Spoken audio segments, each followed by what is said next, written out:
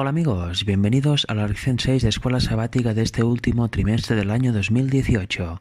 Imágenes de la unidad. El versículo de memoria es 1 de Corintios 12:12.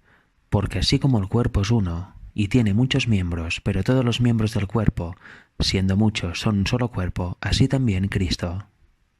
Este es uno de los versículos que muestra claramente la unidad que debe existir entre los miembros del pueblo de Dios. Son muchos, tienen diferentes funciones, como todos los miembros del cuerpo. Una mano hace una función, un pie otra, un ojo otra, pero todas forman parte del mismo cuerpo. Y este cuerpo, sin una de ellas, no podría funcionar correctamente ni llegar al 100% de capacidad. Con la Iglesia es lo mismo. Si todos no desarrollamos nuestro don en la dirección que nos manda Dios y trabajamos todos unidos, no cada uno por su lado o queriendo hacer la suya, pues no va a funcionar. Si trabajamos en conjunto y cada uno en su área y trabajando unidamente de esta forma para que cada uno en su área vaya hacia el mismo objetivo, de esta forma edificamos el cuerpo de Cristo, edificamos la Iglesia y damos un ejemplo verdadero al mundo y mucha luz al mundo incrédulo. A lo largo de esta semana vamos a analizar diversas imágenes que nos muestra la Biblia que enseñan y demuestran la unidad que debe existir entre la Iglesia, entre los miembros de la Iglesia, y la unidad que existe entre la Iglesia y Cristo. Diversas imágenes que nos muestran y nos dan a conocer también la relación que hay entre la Iglesia y Dios y entre las relaciones que hay entre los miembros de la llamada Iglesia de Dios.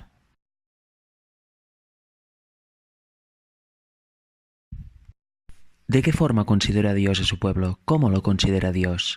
Pues la Biblia nos da la definición del propio Dios acerca de su pueblo. Dice así, 1 de Pedro 2:9, Mas vosotros sois linaje escogido, real sacerdocio, nación santa, pueblo adquirido por Dios, para que anunciéis las virtudes de aquel que os llamó de las tinieblas a su luz admirable. Preciosa declaración, ¿verdad? Nación santa, pueblo adquirido por Dios, real sacerdocio, por tanto somos sacerdotes y una nación santa para Dios. ¿En esto en qué se basa Pedro? Pues se basa en la Torá, en las escrituras que había en aquel momento. Leeremos algunos pasajes donde dice lo mismo en la Torá. El primero que leeremos son 2 versículos de Éxodo 19, los versículos 5 y 6. Dijo así al pueblo de Israel: Ahora pues, si diereis oído a mi voz, y guardareis mi pacto, vosotros seréis mi especial tesoro sobre todos los pueblos, porque mía es toda la tierra. Y vosotros me seréis un reino de sacerdotes y gente santa. Estas son las palabras que dirás a los hijos de Israel. Aquí vemos que está hablando de Israel, no solo del pueblo judío, de la tribu de Judá, está hablando de todas las tribus de Israel. Eso es importante para lo que vamos a estudiar y a ver brevemente al final de este tópico. En Deuteronomio 7 también encontramos más o menos la misma declaración que hace Pedro. Dice así, versículo 6, Porque tú eres pueblo santo para Jehová tu Dios. Jehová tu Dios te ha escogido para ser un pueblo especial más que todos los pueblos que están sobre la tierra. No por ser vosotros más que todos los pueblos os ha querido Jehová y os ha escogido, pues vosotros erais el más insignificante de todos los pueblos, sino por cuanto Jehová os amó y quiso guardar el juramento que juró a vuestros padres, os ha sacado Jehová con mano poderosa y os ha rescatado de servidumbre de la mano de Faraón, rey de Egipto. Aquí vemos que Dios no considera a su pueblo de una forma especial porque Él se lo merezca o por los méritos de este pueblo, sino que lo hace porque Él quiere. El pueblo de Dios, ya dice aquí, el más insignificante de todos, y está lleno también a lo largo de la historia lleno de apostasías y lleno de desvíos del Creador, en el sentido de que se han desviado un montón de veces de Dios. Y hoy en día es exactamente lo mismo. Por tanto, no nos escoge Dios por nuestros méritos o por los méritos de su pueblo, sino porque Él quiere, nos escoge por misericordia. Y ahora vamos a volver a 1 de Pedro 2 y leeremos el versículo 10, porque veremos a quién iban dirigidas todas estas palabras que hemos leído, tanto en la Torá como en Pedro. Dice así, Vosotros que en otro tiempo no erais pueblo, pero que ahora sois pueblo de Dios, que en otro tiempo no habíais alcanzado misericordia, pero ahora habéis alcanzado misericordia. ¿De quién está hablando aquí Pedro? ¿De quiénes está hablando? Pues lo vamos a ver en Oseas. En Oseas 2 vemos cómo Dios rechaza a la casa del norte de Israel, a la casa de Israel, que son las 10 tribus del norte, que fueron llevadas cautivas para Siria, y les da carta de divorcio. De hecho, les dice que ya no se compadecerá más de ellas, y también que no son su pueblo.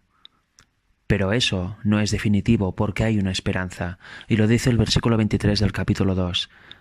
Y la sembraré para mí en la tierra, y tendré misericordia de Lo Ruama, que significa compadecida, y diré a Lo Ami, tú eres pueblo mío, y él dirá, Dios mío. Por tanto vuelve a llamar mi pueblo y compadecida a los que rechazó en su momento a causa de sus apostasías.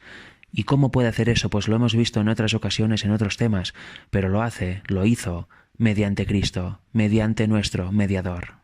Mediante el Hijo de Dios, el Padre se reconcilió con todas las tribus y con todas las personas de este mundo, porque las 10 tribus de la casa de Israel, del norte, fueron dispersas entre las naciones y perdieron completamente su identidad. Por tanto, forman parte de los gentiles.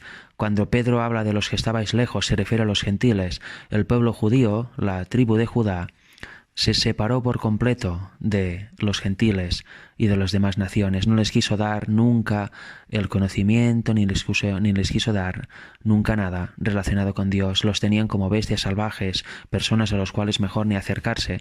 Y en definitiva tenían leyes, incluso penando a las personas que se atrevieran a acercarse a los gentiles. Pues por medio de Cristo, y como vemos también en Hechos 10, el Evangelio llega a todos, el amor de Dios llega a todos, y mejor dicho, la salvación y la oportunidad de vida eterna llega a todos, todo por mediante de Cristo. Por tanto, los que estaban lejos y los que antes no eran pueblo, por medio del sacrificio de Cristo y su victoria en la cruz, pueden ser llamados otra vez pueblo mío y compadecidos, porque tienen la misma oportunidad que todas las demás personas de este mundo de ser salvos al final.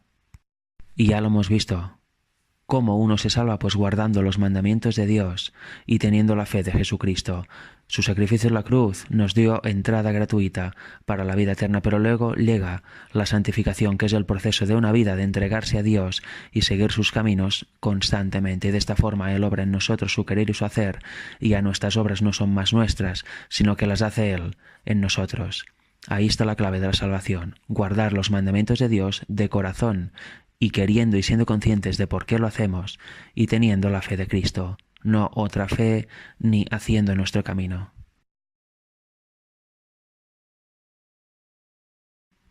En el tópico anterior ya hemos visto cómo, por palabras de Pedro, por escritos de Pedro, vemos que en Cristo todos somos uno y todos somos reconciliados por medio de Él, toda la humanidad. Y en este tópico el apóstol Pablo recalca exactamente lo mismo. En Efesios 2, si leemos en Efesios 2 varios versículos, lo veremos. Empezamos leyendo del versículo 11 al 14. Dice así: por tanto, acordaos de que en otro tiempo vosotros los gentiles, en cuanto a la carne, erais llamados incircuncisión, por la llamada circuncisión, hecha con mano en la carne. Aquí vemos los incircuncisos, los gentiles, y los circuncisos, los judíos. En aquel tiempo estabais sin Cristo, alejados de la ciudadanía de Israel y ajenos a los pactos de la promesa, sin esperanza y sin Dios en el mundo. Y eso en parte por lo que vimos en el tópico anterior, que se relata en Oseas 2. Pero ahora viene lo importante, versículos 13 y 14. Pero ahora en Cristo Jesús, vosotros que en otro tiempo estabais lejos, habéis sido hechos cercanos por la sangre de Cristo. ¿Ves que estoy usando la misma terminología que Pedro? ¿Y cómo somos todos cercanos en uno? Por la sangre de Cristo, por el sacrificio de Cristo en la cruz, por su victoria en la cruz. Porque Él es nuestra paz, que de ambos pueblos hizo uno, derribando la pared intermedia de separación. Los dos olivos, el silvestre y el natural, las ramas desgajadas del natural han sido ocupadas por ramas del olivo silvestre para al final, cuando venga Cristo por segunda vez, recoger al olivo final, que será formado por gente de todos los pueblos de la humanidad. Por tanto, aquí vemos, en Cristo todos somos uno, en Cristo estamos todos unidos. Y versículos del 19 al 22, así que ya no sois extranjeros, ni advenedizos, sino conciudadanos de los santos y miembros de la familia de Dios, edificados sobre el fundamento de los apóstoles y profetas, siendo la principal piedra del ángulo, Jesucristo mismo. Ya lo vemos, no sois extranjeros, no sois extraños en definitiva, sino conciudadanos de todos los santos. También tenemos todos entrada por medio del sacrificio de Cristo en la cruz, entrada a la vida eterna si así lo queremos y si así nos volvemos aptos en el proceso de la santificación. Como base de esta unidad que hay, lo dice el 20, piedra del ángulo Jesucristo mismo. Sobre Jesucristo y a través de Jesucristo, por medio de Jesucristo, todos tenemos entrada al Padre y a la vida eterna. Y en esta piedra, en Jesucristo, es como debemos ir creciendo y avanzando en la vida y en la fe. Dice el versículo 21 y 22, en quien todo el edificio, bien coordinado, va creciendo para ser un templo santo en el Señor, en quien vosotros también sois juntamente edificados para morada de Dios en el Espíritu. Aquí lo vemos en Cristo, todos los pueblos, todas las personas que quieran seguir a Dios y los caminos de Cristo y seguir su ejemplo, tienen entrada a la santidad, a la conciudadanía o la ciudadanía de Dios, y en definitiva tienen entrada a la pertenecer al pueblo de Dios. En Cristo todos somos uno, y Cristo es lo que une todo, y es el centro de todo también.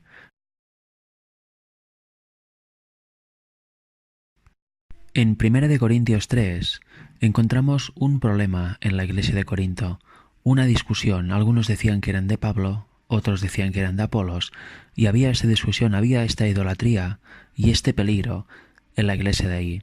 Y Pablo les escribió, oíd, Apolos regó, yo planté, pero crecimiento lo da Dios, y eso es lo más importante, tener en cuenta que ni el que siembra ni el que riega es nada, sino que lo importante es Dios, y es el que da el crecimiento. Sin esto, nada daría fruto y nada crecería. Quien planta, quien rega, recibe su recompensa, obviamente, pero como he dicho, lo más importante es tener en cuenta a Dios, que es el que hace crecer y florecer todo. Y en este sentido, en 1 Corintios 3:9 dice, porque nosotros somos colaboradores de Dios, y vosotros sois labranza de Dios, edificio de Dios. Por tanto, compara a su pueblo, a su iglesia, con un edificio. Y cada uno puede edificar encima de la base, pero tenemos que tener cuidado qué edificamos ahí, porque hay obras que no superan la prueba y llevan a muerte, y hay obras que evidentemente superan la prueba y van en consonancia con el camino de Dios. Eso es lo que va explicando en los versículos subsiguientes. Y a partir del versículo 16, concretamente del 16 al 18, nos explica de la importancia de ser conscientes de que somos edificio y de la importancia de edificar bien y sobreedificar bien, porque si ponemos nuestra propia levadura o cosas que no son de Dios, el edificio se cae, el edificio apostata y desde luego ya no tendrá el favor de Dios ni superará el día de la prueba por fuego. Dice el versículo 16, ¿no sabéis que sois templo de Dios y que el Espíritu de Dios mora en vosotros? Si alguno destruyere el templo de Dios, Dios le destruirá a él, porque el templo es el templo de Dios, el cual sois vosotros, santo es. Ya lo vimos que lo decía Pedro, basándose en el Antiguo Testamento, obviamente, que somos nación santa, sacerdotes. Por tanto, si somos el edificio, y aquí dice que el templo somos también nosotros, las personas del pueblo de Dios, también es santo. Por tanto, cuidado con maltratarlo o destruirlo, porque Dios evidentemente no nos va a dar su favor si hacemos esto. Y nos dice también algo muy importante en nuestro andar en la vida, 18, versículo 18, nadie se engañe a sí mismo, si alguno entre vosotros se cree sabio en este siglo, hágase ignorante, para que llegue a ser sabio, porque la sabiduría de este mundo es insensatez para con Dios, pues escrito está, Él prende a los sabios en la astucia de ellos. Por tanto, cuidado con depender mucho de nuestro conocimiento o querer avanzar solo con nuestro conocimiento y creernos sabios, porque el sabio ante Dios no es más que vanidad y en definitiva es un ignorante. Por tanto, si queremos sabiduría, como dice 1 Corintios 1, versículo 24 también, de 24 al 30, busquemos a Dios, porque la verdadera sabiduría de Dios es el Hijo, es nuestro Salvador. Por tanto, aceptemos la justicia de Cristo y andemos como lo anduvo, y luego demostraremos a Dios ser sabios. Y de esta forma nos iremos santificando, y las obras que hagamos ya no serán más nuestras, sino de Dios en nosotros. Pero sí, aceptamos a Cristo pero a medias, o solo creemos en Él pero no seguimos sus pasos, avanzaremos según nuestra propia sabiduría y nuestros propios conocimientos, las obras serán nuestras y no tendrán ninguna bendición de Dios. Estaremos destruyendo la iglesia, el edificio de Dios. Pero la iglesia como cuerpo es formada por otros cuerpos, o sea, por personas. Por tanto, cada una de esas personas que forman el cuerpo de la iglesia ha de cuidar también literalmente su cuerpo. 1 Corintios 6:19 dice, ¿o ignoráis que vuestro cuerpo es templo del Espíritu Santo, el cual está en vosotros, el cual tenéis de Dios y que no sois vuestros? Porque habéis sido comprados por precio. Glorificad pues a Dios en vuestro cuerpo y en vuestro espíritu, los cuales son de Dios. Por tanto, hemos de glorificar a Dios tanto en espiritualidad, siguiendo sus caminos, sino otras teologías, otras religiones, otras creencias, sino las propias de la Biblia pura y las propias de Dios, pero también debemos cuidar literalmente nuestro cuerpo físico. Debemos alimentarnos como quiere Dios y no debemos tener hábitos como por ejemplo fumar, beber alcohol, tomar drogas, hacer combinaciones de alimentos que no son buenas, comer entre horas, picar todo el rato, etcétera, y muchas otras cosas más. No debemos hacer esto porque estamos contaminando nuestro cuerpo, estamos ensuciando nuestra sangre y por tanto esta va al cerebro y luego estamos embotados y Dios no puede hacer la labor que quiere hacer tan bien como sería posible en nosotros, ya que no estamos en las mejores condiciones físicas y por tanto tampoco en las mejores condiciones mentales y espirituales. El cuerpo, la mente y el espíritu son uno, todo va unido. Si uno falla, los otros lo notan.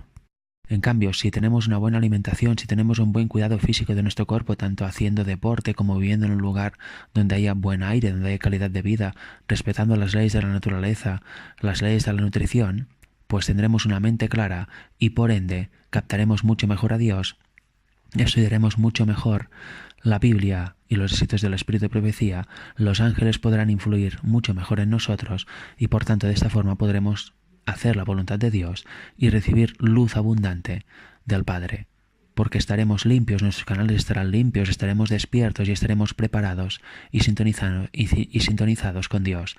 Si no estamos bien, si transgredimos las leyes de la alimentación, por ejemplo, las leyes del descansar, etcétera, no estaremos en buenas condiciones y lo notaremos y no estaremos con las facultades tan activas para recibir lo que Dios nos quiere comentar.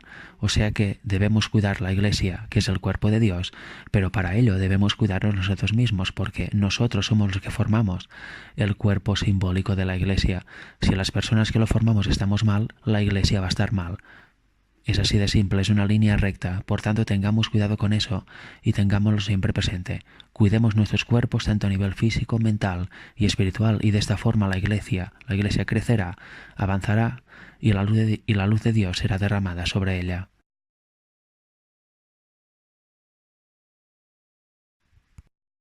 Como estamos tratando el tema de la unidad en Cristo, a lo largo de todo este trimestre, a lo largo de todas estas lecciones, ahora vamos a leer quizá los versículos más conocidos acerca de este tópico.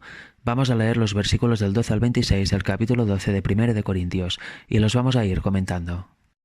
Dice así el versículo 12: porque así como el cuerpo es uno y tiene muchos miembros, pero todos los miembros del cuerpo, siendo muchos, son un solo cuerpo, así también Cristo. Aquí vemos que está haciendo un paralelo con lo que más conocemos, el cuerpo humano.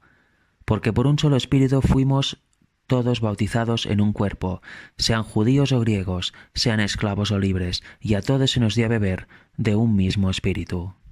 Recordemos que Cristo dijo que de él fluían ríos de agua viva y que él daría a beber, que quien tenga sed venga a él y no volverá a tener sed jamás. También la roca de Oreb en el desierto del Sinaí simboliza a Cristo y de ella salieron chorros y chorros de agua para alimentar a los 2 millones o más de personas que había del pueblo de Israel. Por tanto, aquí el Espíritu es simbolizado como la vida de Cristo, la vida espiritual para el creyente, el alma de vida para el creyente.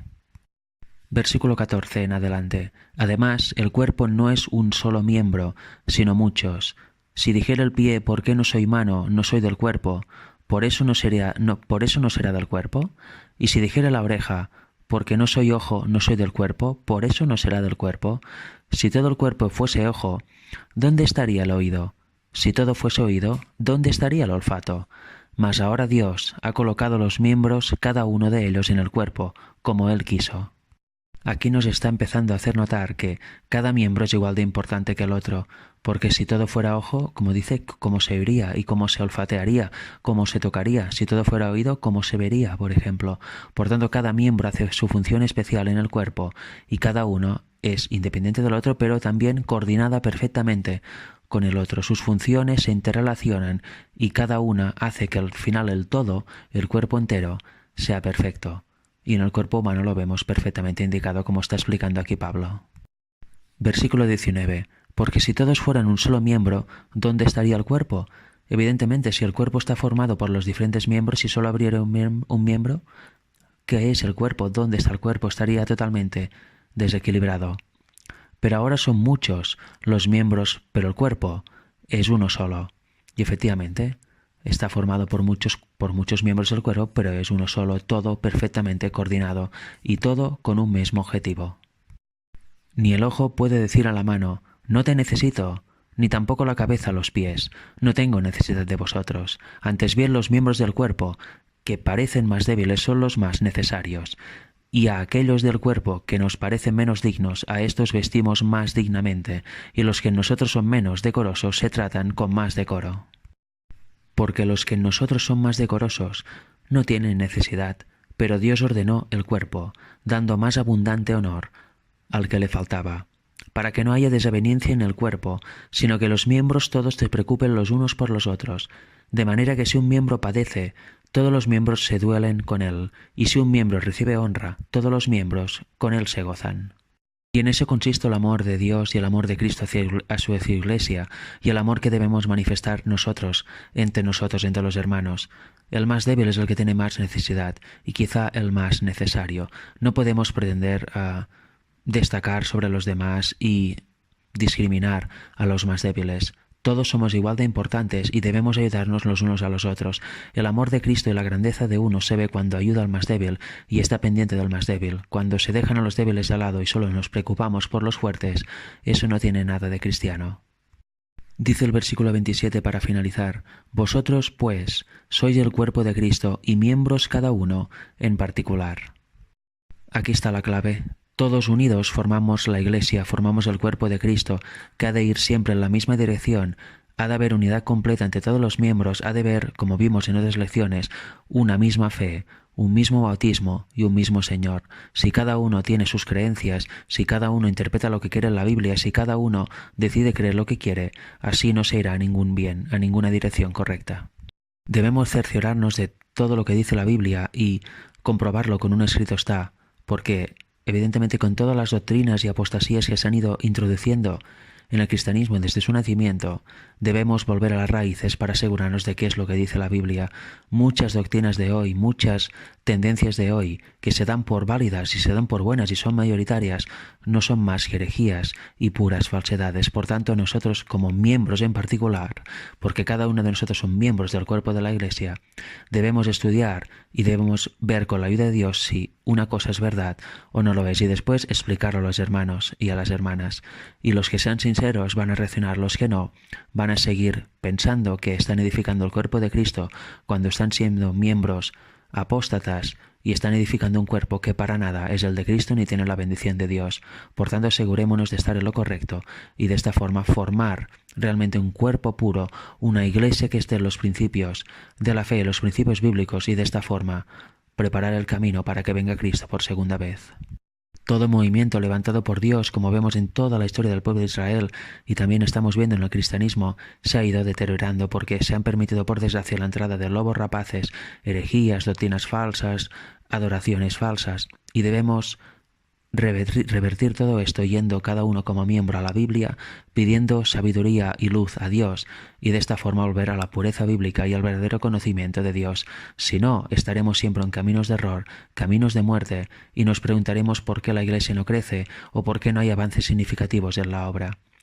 Realmente es muy triste, se podría decir, que la obra del mensaje del tercer ángel se esté ralentizando cada vez más. Debemos volver a los orígenes, a lo que querían los pioneros, a lo que defendían los pioneros y a su espíritu, porque ahí es lo más cerca de lo que Dios quiere. Dios levantó este movimiento llamado Adventistas del Séptimo Día, pero a lo largo de los años, de los 100 y pico de años de historia, han ido entrando doctrinas falsas, tendencias falsas, corrientes falsas, y todo se ha ido livianizando y se ha ido dejando de lado muchas verdades que son necesarias para este tiempo y que son precisamente las que preparan un pueblo para estar de pie en la segunda venida de Cristo, y son las verdades que van a hacer despertar al mundo, a todos los sinceros, y añadirse al pueblo final de Dios. Por tanto, cerciorémonos de todo, con un escrito está, y con la ayuda de Dios, porque si no, no tendremos una unidad real en la Iglesia y no tendremos la bendición de Dios.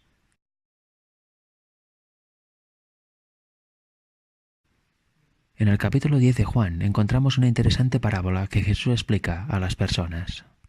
Dice así el versículo 1: de cierto os digo, el que no entra por la puerta en el redil de las ovejas, sino que sube por otra parte, ese es ladrón y salteador. Mas el que entra por la puerta, el pastor de las ovejas es. A éste abre el portero, y las ovejas oyen su voz, y a sus ovejas llama por nombre y las saca. Y cuando ha sacado fuera todas las propias, va delante de ellas, y las ovejas le siguen, porque conocen su voz. Mas al extraño no seguirán, sino huirán de él, porque no conocen la voz de los extraños. Esta alegoría les dijo Jesús, pero ellos no entendieron qué era lo que les estaba diciendo. Aquí Jesús pone un ejemplo de ramadería de las ovejas, porque en aquel tiempo estaba lleno de pastores en la sociedad.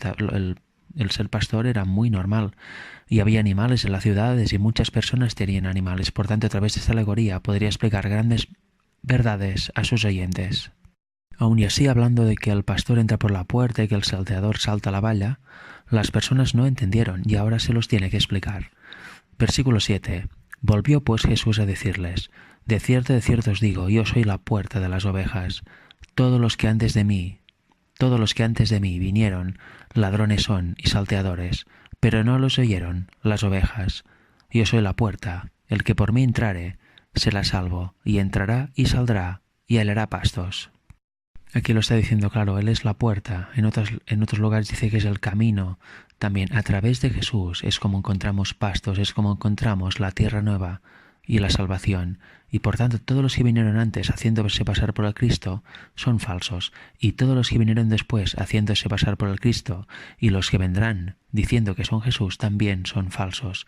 Cristo ya vino y volverá por segunda vez con los ángeles y la gloria del Padre en las nubes. Por tanto, toda persona que venga diciendo que es el Cristo es salteador, es ladrón, es enviado de Satanás. Y no tiene la intención de llevar a las ovejas, a las personas, por senderos seguros, sino llevarlas al despeñadero y que se extravíen completamente.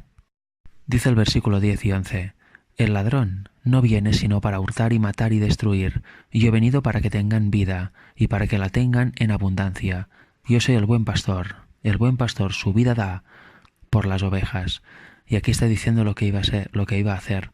Cristo iba a dar su vida por la humanidad, para que luego todo aquel que crea en Él pueda tener vida eterna y se entregue a Él de todo corazón y a través de su fe y de su justicia pueda ser salvo, a través de sus méritos puedan ser imputados sobre todas las personas que quieran, y de esta forma, si llevan una vida conforme a los requerimientos de Dios, pues podrán pasar a través de Él, porque es el mediador, y encontrar la tierra nueva, la vida eterna, la salvación. Él es nuestro pastor, nuestro buen pastor, nuestro único pastor, y todas las personas aquí que formamos su iglesia, sean dirigentes o miembros, debemos tenerlo muy claro, para esta forma no caer en idolatrías o querer hacer prevalecer nuestras opiniones por encima de la de los demás de forma autoritaria. Él es el camino, la verdad y la vida. La única verdad está en la Biblia y está en Él mismo. Es Él mismo encarnado. Por tanto, quien no tenga a Jesús en su centro, quien no ponga la mirada fija en Jesús, quien no lo adore solo a Él, puede caer fácilmente en idolatría y está en caminos peligrosos. Nuestro pastor es Cristo y a través de Él tenemos vida eterna.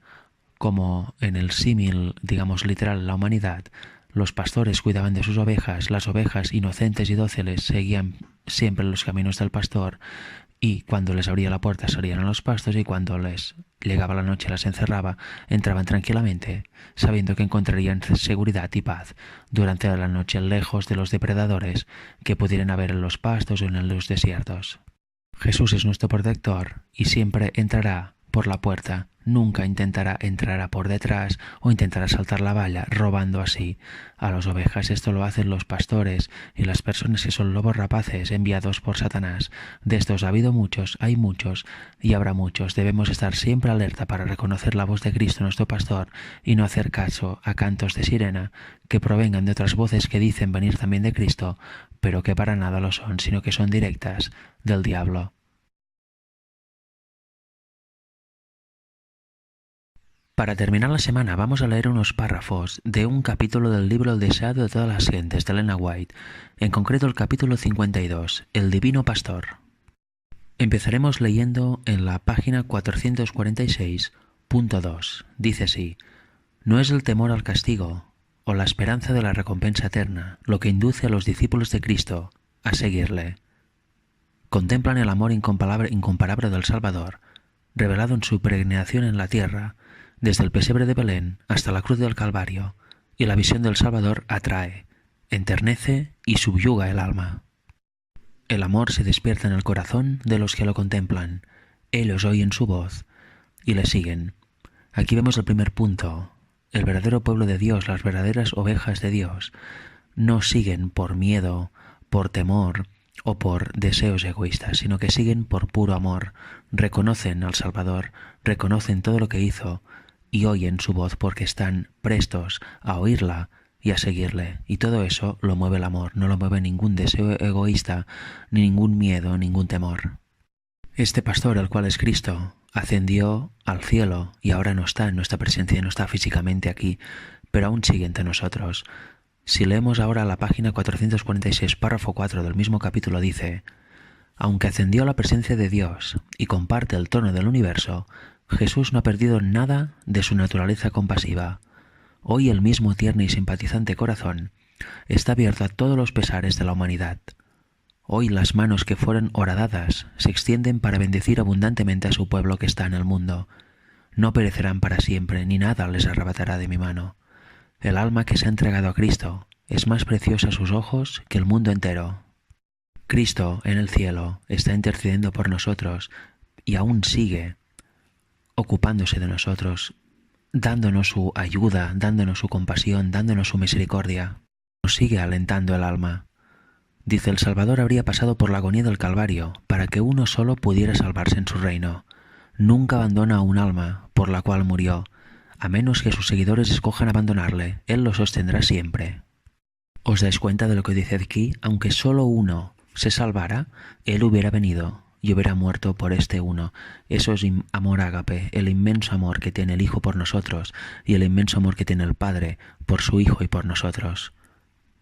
Y también vemos la clave: a no ser que nosotros elijamos en nuestro libre albedrío dejar los caminos de Dios y dejar de oír la voz de Dios y abandonar por completo la senda que Él nos marca, Él siempre estará ahí para hacernos soportar las pruebas y para sostenernos y hacernos seguir adelante, para alentarnos también.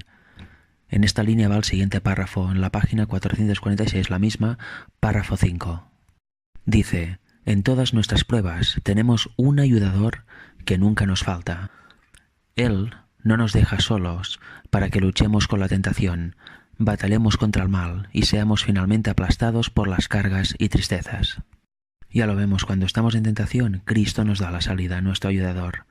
Aunque ahora esté oculto para los ojos mortales, el oído de la fe puede oír su voz que dice: no temas, yo estoy contigo, yo soy el que vivo y he sido muerto, y aquí que vivo por los siglos de los siglos. Citando Apocalipsis 1:18.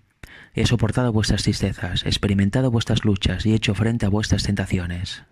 Conozco vuestras lágrimas y yo también he llorado. Conozco los pesares demasiado hondos para ser susurrados a ningún oído humano. No penséis que estáis solitarios y desamparados. Aunque en la tierra vuestro dolor no toque cuerda sensible alguna en ningún corazón, miradme a mí y vivid. Porque los montes se moverán y los collados temblarán, mas no se apartará de ti mi misericordia, ni el pacto de mi paz vacilará. Dijo Jehová, el que tiene misericordia de ti. Y está citando Isaías 54:10. Cristo fue tentado en todo como nosotros, exactamente en todo, incluso teniendo que sufrir pruebas más duras que las que vamos a soportar nosotros. Por tanto, es el único que está apto y presto y conocedor de lo que nos sucede. Por tanto, el único que nos puede ayudar y empatizar al 100% con nuestros pesares y debilidades. En nuestras pruebas, Él siempre está ahí para ayudarnos. No hay otro que pueda hacerse cargo realmente de todo lo que nos sucede cuando hay pruebas, cuando hay tristezas, cuando hay problemas, incluso cuando hay alegrías, etc. Por tanto, no lo abandonemos en el camino, no lo dejemos por ahí, nos vayamos por otras sendas. Vayamos siempre en el camino que nos marca nuestro pastor y entremos por la puerta que es el mismo y encontraremos pastos de hierba fresca, encontraremos la salvación y la tierra nueva. Que Dios os bendiga a todos.